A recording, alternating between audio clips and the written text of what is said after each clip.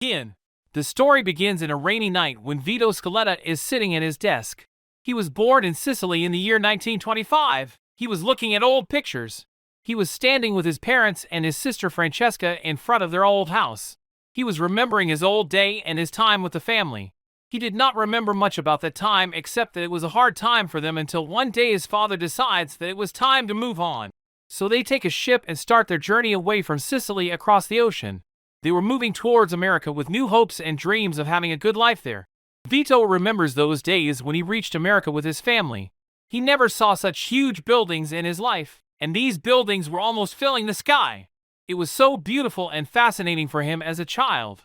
But soon this dream was over when he saw the miserable life there and how people treat each other. Now it's become a nightmare for him. Vito's father starts working for the man at the port who arranged their immigration here. This family tries hard to fit in the new society. They also send Vito to school so that he can learn English. This is the place where he meets with Joe Barbaro, and they become best friends in no time. As they both are poor and did not find much work to do, so they decide to start their own business. The business in which police always chase them. One day when both were trying to steal from a shop, Vito was caught by the police. This is the year 1942.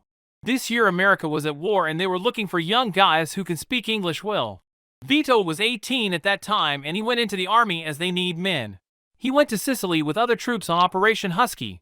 They were sent there because officials want to suppress the local resistance. They attack the locals who were leading the resistance, but during the fighting, Vito gets injured. However, he was lucky enough that in the meantime Army's tanks arrives to help their soldiers. Soon many opponents' troops surrender. In return they spare their lives.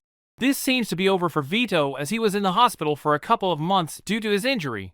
After his recovery, he decides to go back to America. As he reached back he meets with his old best friend Joe, who told him what was going around in his absence. On their way home they also talk about winters and how cold it will be this year. Vito seems to be happy as he is back at least for a while as the war is not over a year, so he might need to get back to serving the army. But Joe told him that he knows some people who can help him so that he can leave the place and lives his life according to his wishes. After he finishes his talk with Joe he goes back to his home where he meets with his mother and sister.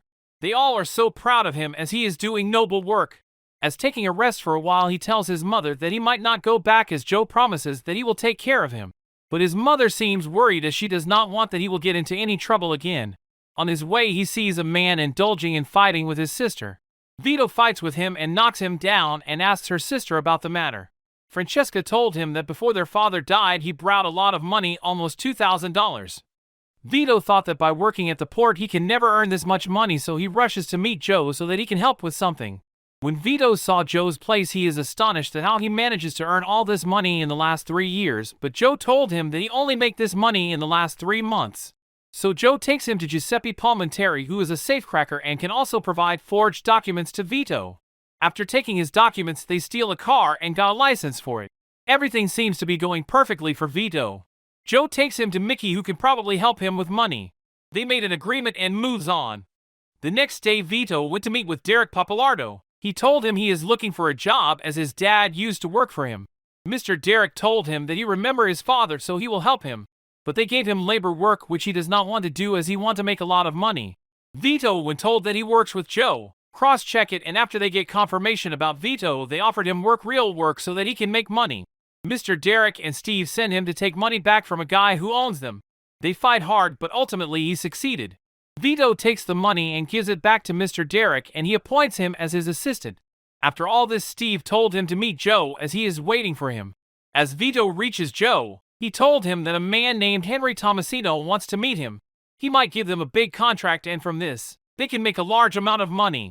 Henry demands some official stamps from the federal office and Vito never fails in his job. They hand over these to Mr. Henry who asks him to take these to a gas station before midnight, otherwise they will be of no use. Although somehow managing this task brings more troubles for both Joe and Vito. As he gets out of all this, he meets with Mr. Luca Guarino who is already impressed with Vito's work. He asks Vito if he is ready for his next step like professional killing. Vito tells him that he was in the way so he has the guts to do it. But Mr. Luca warns him that this might be different from war. But they agreed on this and goes to Harry Marsden for the weapons they required. He showed them some amazing weapons, but Vito already know how to use them as he remained a part of Operation Husky.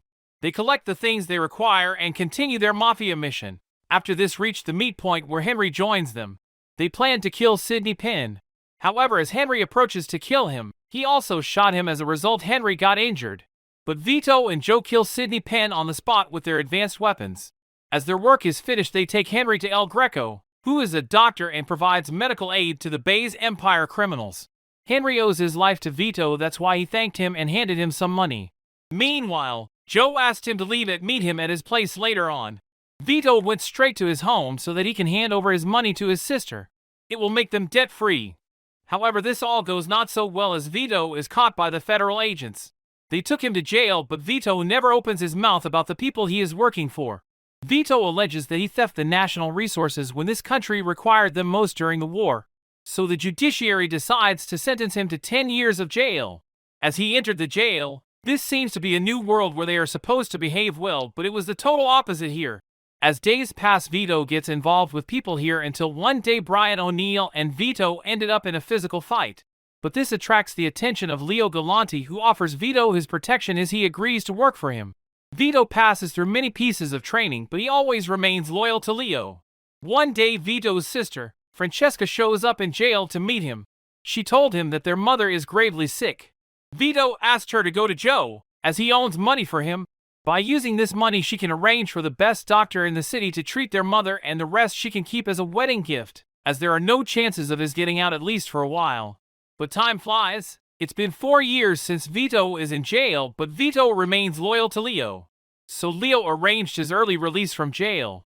Now Vito is a free man once again. Vito goes to see Joe, who seems very happy to see him. Joe gives him clothes and a place to live. However, both of them decide that they will continue their work as Mafia. So they went to a bar so that they can meet Alberto Clementi. Alberto appraises Vito as Leo appraises him because in jail he always stood up for Leo. He said he will give them work, but this time Vito is much more careful and becomes more professional in his work. It seems nobody can stop him. Because of this, in no time, Vito becomes a well-known person in the underworld as everybody wants him. So one day Alberto Clementi takes him so that he can introduce him to someone very important.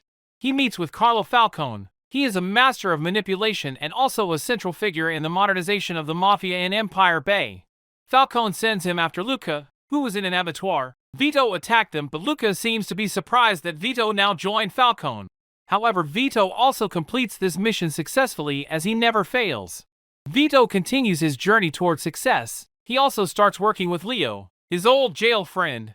Now Vito is Mafia in himself. He passes through many dangers, but now he doesn't care about anything but fame, money, and respect. One day Vito goes out to Joe and Henry at a park. Henry tells him that he has done some research on Carlo's business and they find that Vito is the reason he is progressing so fast. So they want him with them so that they can make a deal with the one main supplier who supplies the whole city. Vito is astonished at how he gets the all information. But Henry convinces him that if Carlo can do it, they can also do it, and by doing it alone, they will the whole money. Vito is not sure about this work, but Joe connives him and they move forward to meet Barano. When they reach his office, he is already busy doing something else. But when they offered him a deal, he asked why he do this deal with them. But Henry asks him to trust them as they have their trade secrets and they will return him a large amount of money. But before making a deal, Bruno tells him if he will not return his money, he will kill them all with his full power, and there is no one and no place which can save them from his wrath. Finally, they got the money they required, and by taking this they reached Mr. Wong. They both make a deal, but as these men get back to execute their plan, they are attacked, and in this Henry died on the road. Vito and Joe soon get to know from Leo that Mr. Wong is involved in this attack, but according to him, Henry was the government informer. Their deal is over now, but Vito and Joe get a huge loss from this. After all this, Vito confined him in a room as things are only going worse. Carlo is behind this, so one day Leo asks Vito to get rid of Carlo before the feds reach him and use him for information about the Mafia. So Vito reaches an observatory where Carlo is holding up. But the meeting did not end well as Vito kills Carlo, and he does this for himself. Finally, as Vito leaves the shootout place, Leo meets Vito and asks for a celebration, but it seems that Leo cannot afford to keep Joe alive, and ultimately Vito loses Joe as well. Thanks for watching. Please remember to like and subscribe for more great videos. We will see you in the next one.